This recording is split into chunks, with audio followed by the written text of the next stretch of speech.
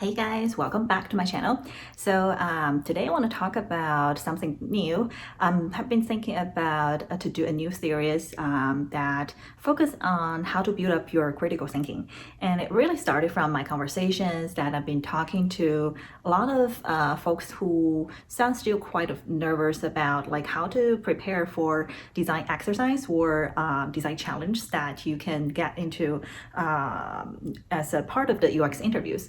And to be honest, to me, that was also one of the most daunting part, like, because you won't know what is the subject will be given until you get on the spot. So on the other hand, I think this is really something we can all prepare and we can all practice and try to build up that thinking.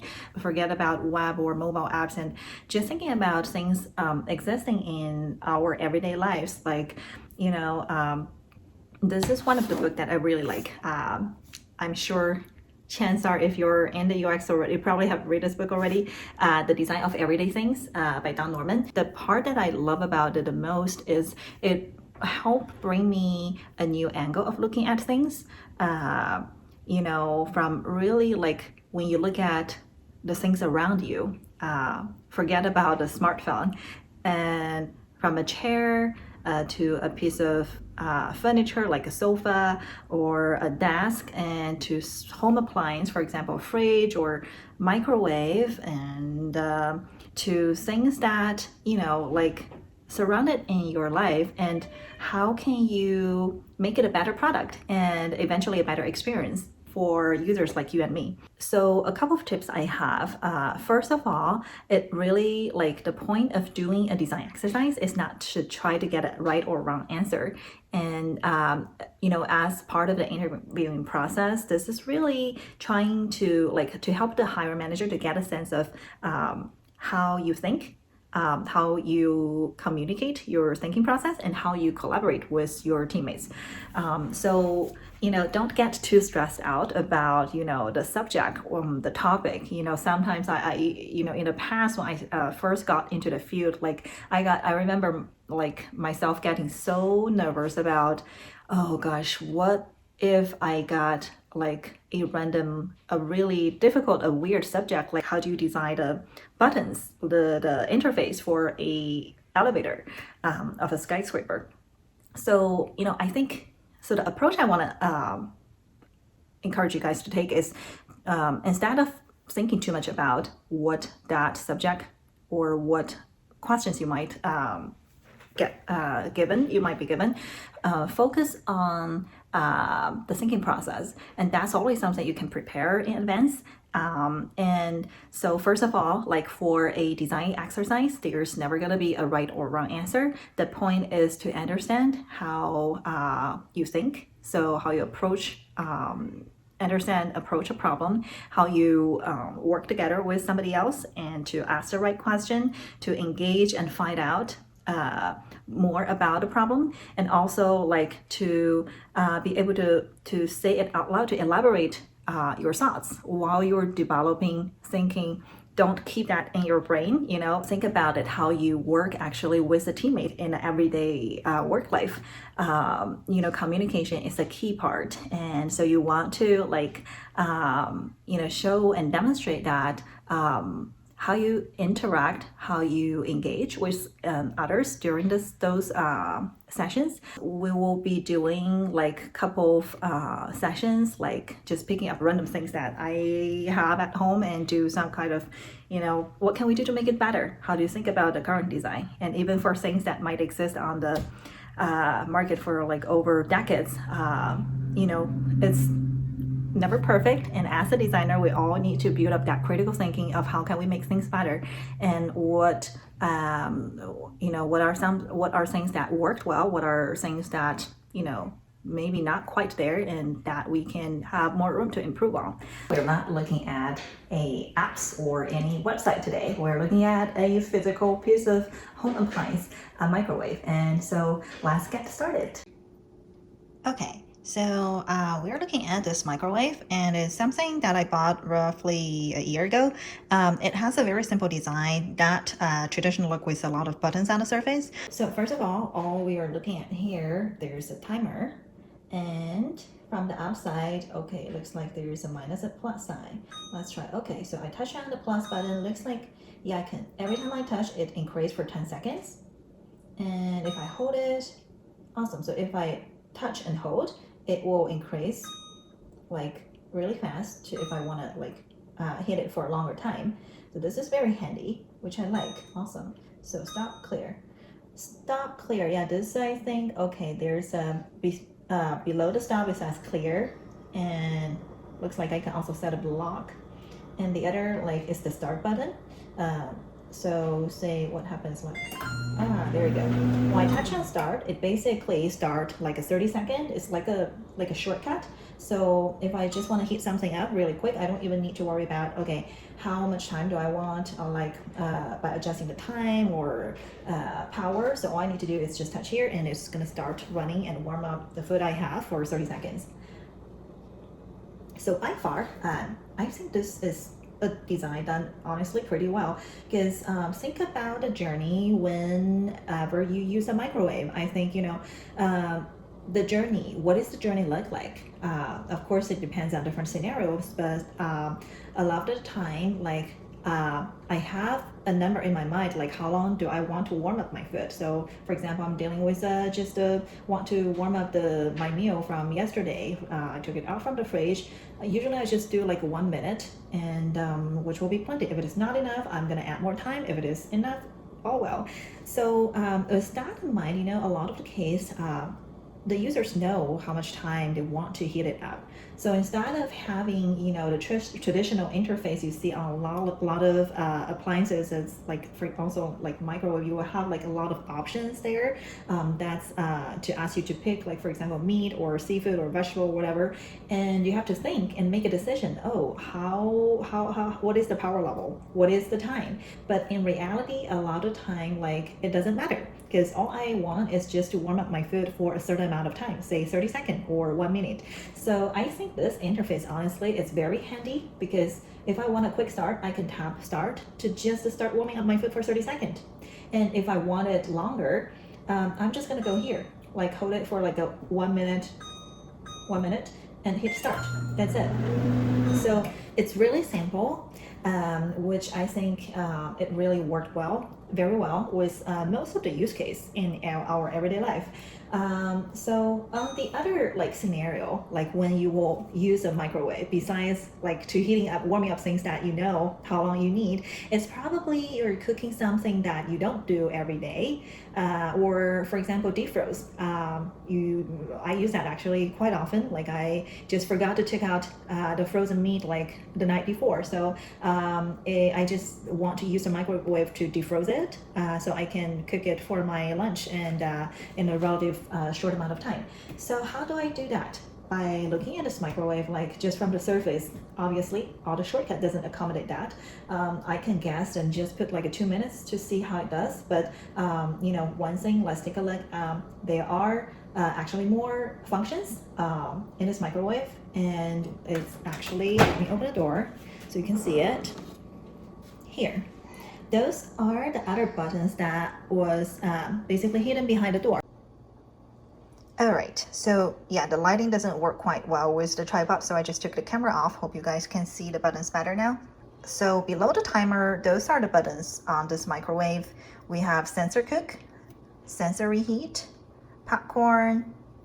There we go, defrost. Defrost, we have, looks like there are a couple of options from meat, poultry, fish, and bread. And there's a power level, cook time, timer. The timer, there's a plus minus button. It's actually time/wait. And below that, we have a clear and an enter button. Okay, so let's say today, the task I need to accomplish is to defrost this piece of chicken breast. And how I'm gonna accomplish that. So yeah, this is all I have, and I just took it from the freezer, put it in the microwave, and I want to defrost it so I can cook it for my lunch today. And oh, the light of the microwave just turned off, which is fine, not a big deal. So yeah, how am I gonna accomplish that? So I know that I need to defrost, And it looks like the number 2 is poultry. So let's see what happens if I tap here. Nothing. Oh, there we go. Defrost. Number 1 meat. How am I gonna get to number 2? The plus and minus sign flashing, so I guess I can use that. Oh no, that's actually goes into the weight. I don't need to change the 6 pounds. How clear? So I want to choose number 2 poultry. How do I get there? Maybe a double tap? There you go. Okay, I just did it purely by guessing. This is the first time I'm using this defrost function. So it looks like by double tap it goes to poultry. So if I need to heat up other category, I can like just tap multiple times to get there.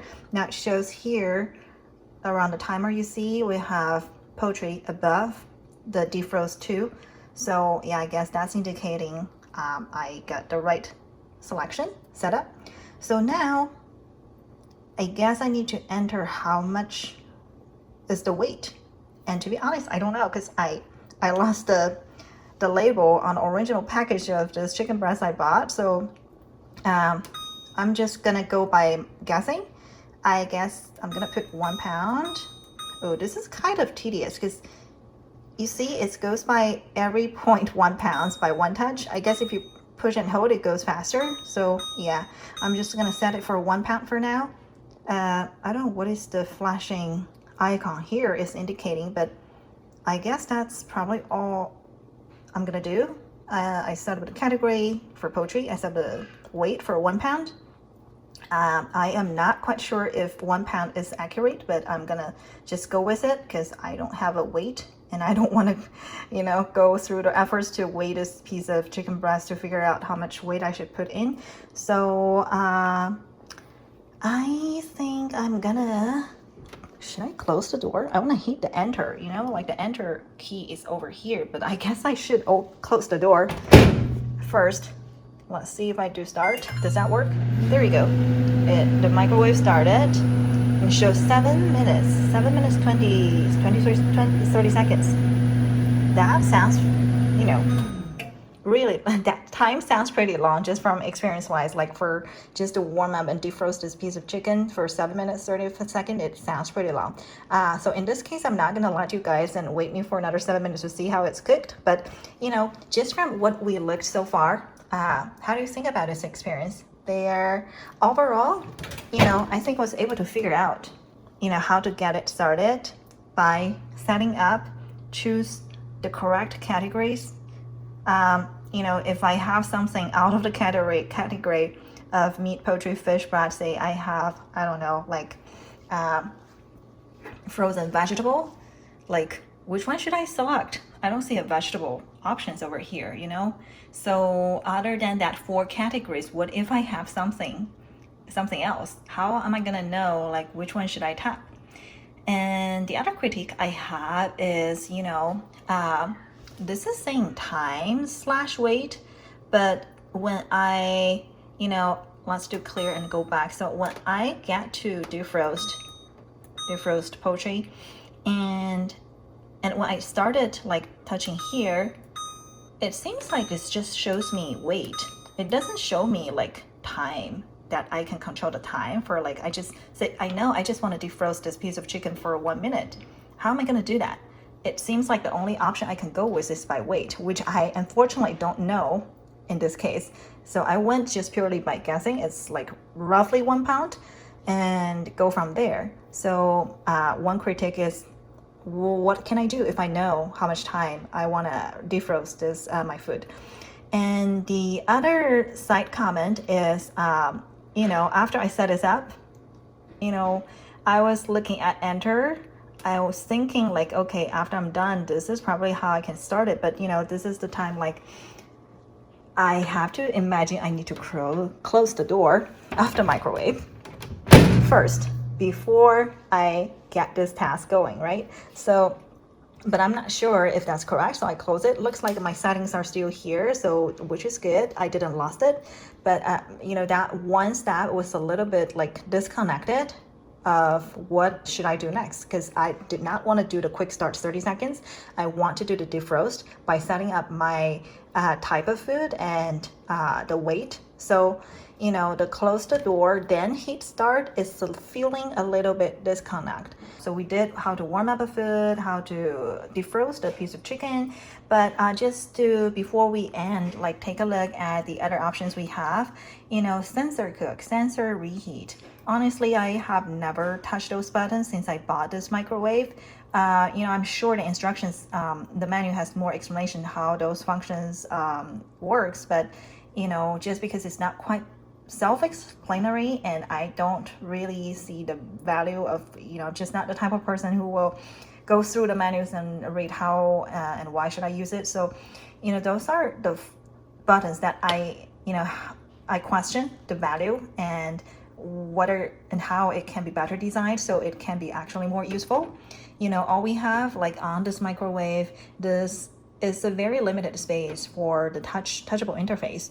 So is there a way to make it even more intuitive and useful for the majority of the users? So yeah, that's I think some afterthoughts, and also curious to see here and how you guys think about this product, and what other things we can do to make it a better design. So whatever it is, an instant pot or a coffee machine, a toaster, whatever you have at home, like have some chats with your families or friends. The more you do this, the better, easier it will help you build up how to think, how to look at things, and critique things with and to speak out loud while during your thinking process. And that will really help, I think, make you one to feel more comfortable when you get into those design exercise or design challenge interviews.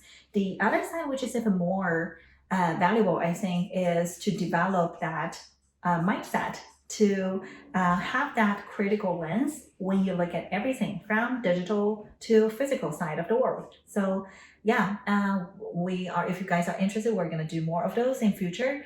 And if you haven't hit the subscribe yet, tap subscribe now so you won't miss any of the episode I have in future. And feel free to like it, leave comment, and share it with your friends who might be also interested. I will see you guys next time. Thank you. Bye.